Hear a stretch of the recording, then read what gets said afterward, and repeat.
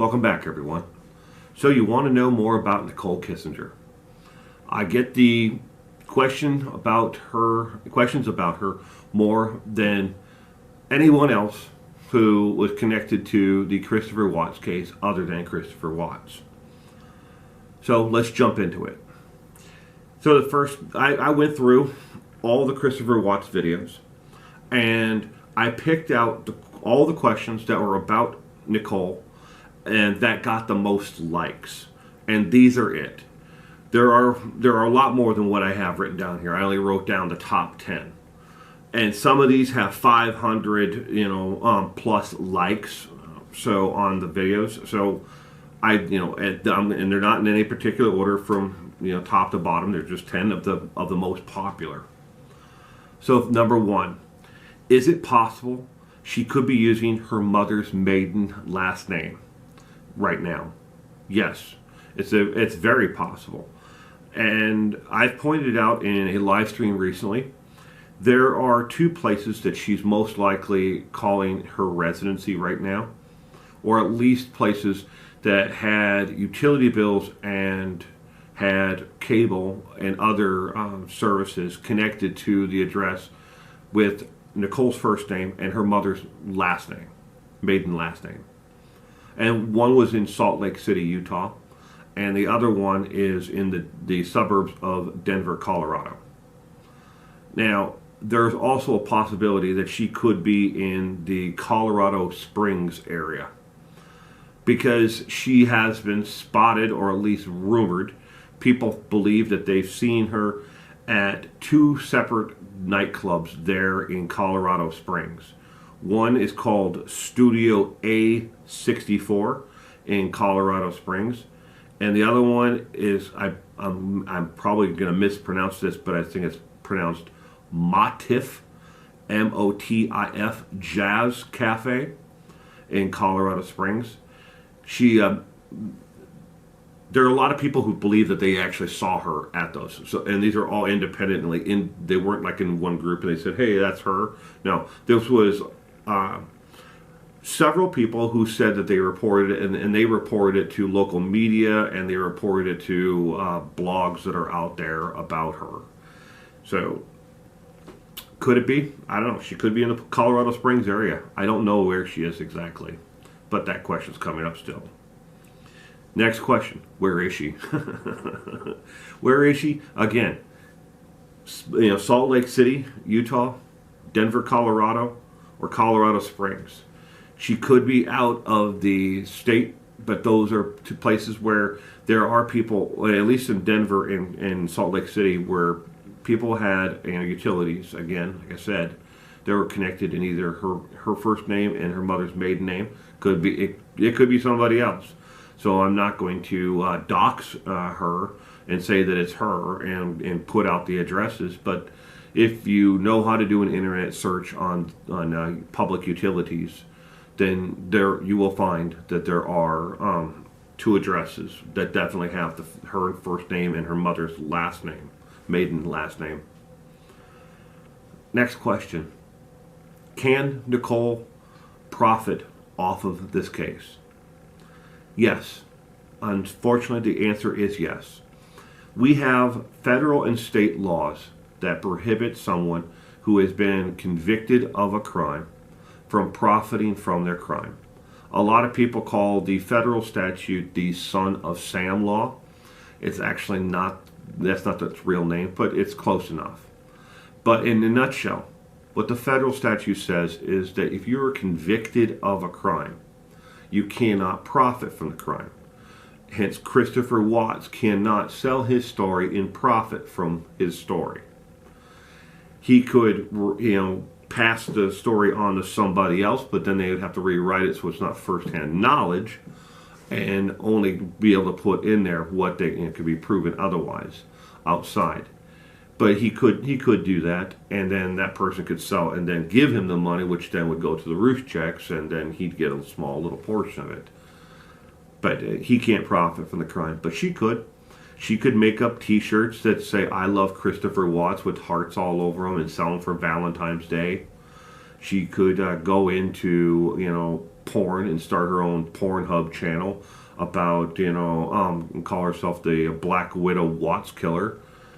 She could do anything she wants. She could write a book about it, a tell-all from her perspective, and profit off it. She could write out a manuscript and have somebody make a movie of it. There is no end to just how far she could go if she really wants to profit from this. And and as far as her family goes, I'm pretty sure right now her father, after he spent all the money erasing her from the internet, I don't think he wants her to do any of that. So, but yes, the answer is she can profit from it. Next question. Why wasn't she charged as an accomplice to the crime, or as something along with the crime of what Christopher Watts did? And I want to make this absolutely clear, as clear as I can to everybody out there. If there was anything out there at all that they could have charged her with, an accessory, hindering prosecution, anything at all, if there was evidence of anything at all, they would have charged her. There would have been, the police wouldn't have backed off, neither would the CBI or the FBI. None of them would have backed off and said, the daddy's got money, let's just let him buy her way out of this. No. If there was evidence of any type of involvement in this crime at all, they would have gone after her fully, and they would have made an example of her to make sure that nobody else ever does anything like this again, or at least they think before they do it. There is no evidence. There's no evidence that she was at the house the night before he did this or the morning of. There's no evidence that she ever talked him into this or told him to do this. There's no text messages, and for the love of God, people, 100% of all the text messages from all the cell phones were recovered. Even the deleted messages were recovered. There's so many people out there who believe that the deleted messages are not there and no one can read them. The cellular company was able to retrieve 100% of the deleted messages, pictures, and everything. The geotags, everything from the cell phones. There's nothing that they don't know, that the police, the CBI, and the FBI didn't get. So there's no evidence of a crime that she was actually involved in. Otherwise, they would have charged her with it. Next question. Is she still writing Christopher Watts in prison? Now, there are quite a few people who are writing him in prison. Women and men from around the world are writing him. Some are praying for his soul. Some are writing to him because they want a pen pal. Other people are writing him because they are in love with him, or they want to have a friendly relationship or some kind of romantic relationship with him. As sick as it is, it's true. There are people who are sending and putting money on his inmate account. And again, the Roost checks get that the largest portion of that, and Chris gets a small little percentage of it. But there are people out there who are supporting him in every facet, that they can, and buying, airtime cards for him to be able to use the phone. So the family, doesn't have to go broke, so he can call his mommy and daddy every night. But is she still writing him? To answer that question, there's no communication that I'm aware of. But then again, Dodge Correction Center is not releasing a list of names of all the people who are writing it in. Now, we have seen some of the letters that Chris has saved and that have gotten out, and they have been used for books and other publications, and they may have used some of those letters in the manuscript for the movie, but we don't know. Nobody knows, because Dodge Correction Center is not releasing the names and the addresses of the people who are writing Christopher Watts. Only the letters have been saved, and those were saved by Chris. Could she be writing underneath an alias? She could be. I don't think she would, because Chris is yesterday's news to her. He's gone and he's yesterday. Now she's on to whatever she's up to next. So that's the answer to your question. There's no evidence of it. Next, did Christopher Watts have a pet name for Nichol? Yes. In their vacation video where they went camping in like what they call it, sand surfing, like kind of like snowboarding but on sand. He can be heard referring to her by two different pet names. He called her Baby and he called her Sexy. And in other text messages and stuff like that, and communications, and in the investigation, he referred to her as Nick, N-I-C, as short for Nicole, but he referred to her as Nick. So Baby, Sexy, and Nick, or the pet names or nicknames that he had for her. Next, did Nichol have more than one cell phone? Yes. So did Chris. They had a work cell phone, and they had their personal cell phones. And yes, the CBI, the FBI, the Frederick Police Department have gone through every single bit of those cell phones, and they made sure that there is absolutely everything that they need to know from all of them. They didn't just go through their personal phones only. When they went through all the communications that the two of them had in the office, they interviewed everybody who worked in the office, who may have seen them. They tracked down every single lead in this case to see if she was connected to it, and so they know what was on every cell phone. For their business phones, they only used for business. Their personal phones, they used for personal, and then Chris kept a secret file, as called a calculator app, on his phone, where he kept pictures of Nichol in the swimsuits and close-ups of her butt and other body parts, let's just say. But yeah, they had two cell phones. Both of them had two cell phones. But next question: has she legally changed her name? No, she hasn't, unless she has taken up residency in the U.S. Virgin Islands or in one of the other island states, Puerto Rico, or she has not legally changed her name. Because in order to change her name legally, she must file paperwork with the district court. Just like anybody who gets married, you have to go to court, file the paperwork. Why are you changing your name? You say you got married. You then have a short little brief meeting, with the judge or clerk that has been sworn in as a deputy of the court.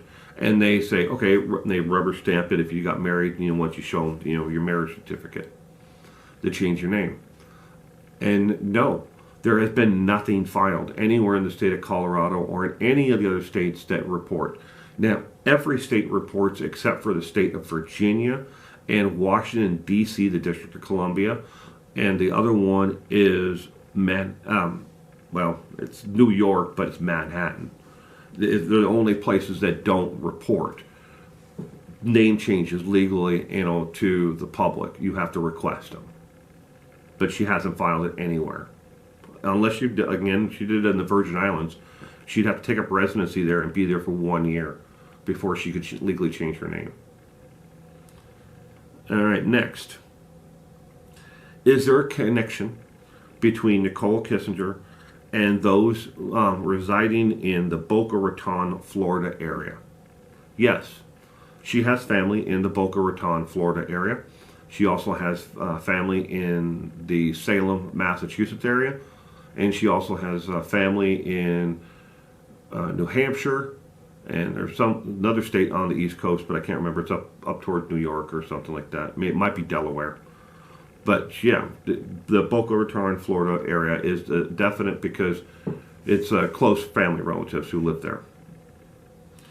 Next, has she ever dated another married man before this or crossed the line with another man in a relationship? Not that I'm aware of.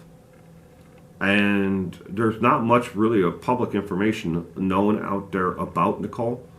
I mean, her father did pay to have a company scrub the internet and remove all connections of her. But since he did that, Nichol isn't the brightest individuals. Like I was saying in the last Christopher Watts video, people, humans, we are creatures of habit.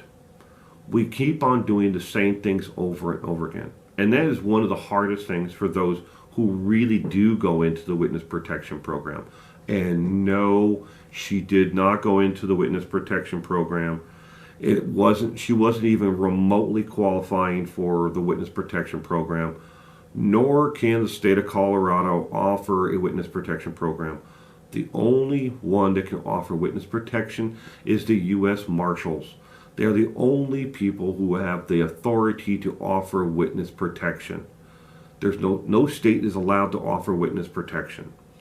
And again, she didn't qualify for it. But back to what I was saying. Those who go into witness protection, that is the hardest thing for those in witness protection. They can make you disappear, give you a whole new identity, move you across the United States, make you a carpenter instead of a mob killer, and come up with a backstory that if anybody checked on it, it all would check out. But they can't get the individual to stop doing what they did before. Their habits, their likes, their dislikes. You mean a mobster and they change your name to, from Guido Sarducci to, Frank, Tapabomb. But they can't make you stop liking cannolis and figs or whatever the hell your favorite, junk food was. And if you know how to track people down, you just start looking for the things that they liked before. And for Nichol, it's really simple. You just have to start searching for what she liked. Start with geology, study of rocks and earth and stuff like that. Geology, not genealogy, but geology. Start with that, and then look at oil and gas exploration and that because that's what she was interested in that before going to college. She studied it and worked in the private sector while in college in that field, and then after college, that's all she ever did. That's all she's ever known is that field. Another area, if you really want to find her, is start looking at her interest, her social interest. What did she really like doing? She really liked being in the outdoors, being in hiking, camping, skiing, and alike. So no surprise that she would show up in the background of a TMZ video where they were there actually looking and following billionaire playboy who was blowing his money, and she was there. And I think it was like 8 people total, and she was one of the other 8, 7 in the background, and they were there following the playboy. Skiing in Vail, Colorado, of all places. It's not that far from reality for her. That's what she likes. She likes the outdoors. So, you take a pad of paper and you write down a line, and then make a T, kind of like a cross. You write your questions on one side, and then your answers on the other side. And you think about it like a detective. You could find her. It's not that hard. And, people find people all the time this way. Detectives use the same skills to find everybody. To find people. You can disappear. She's not Whitey Bulger. She doesn't have the capacity, finances, nor does she have the smarts to be hidden forever. And she's going to pop back up again. We will hear about her again. She will come out and either do a made-for-TV movie or write a book or something. She's going to do something because she wants to capitalize on this glory a little bit. As much as it would not be beneficial for her, she's going to do it. I'm almost certain of it. Eventually, she's going to turn up again. It might be after something happens to Christopher Watts, but she will turn up again.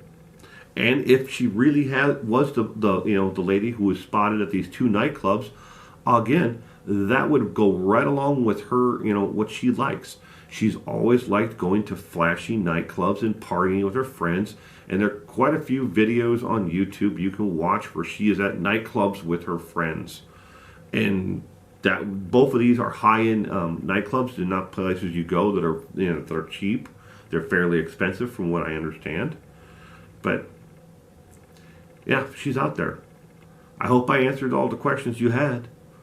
If you have any more, put them in the comment section, and I will try to get to them, soon enough. And if I get enough of them that are valid, I'll make another video, an update on top of this.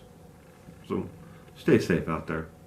And I hope you get your $5 from Nicole, whoever you are out there that really wants to know where she is.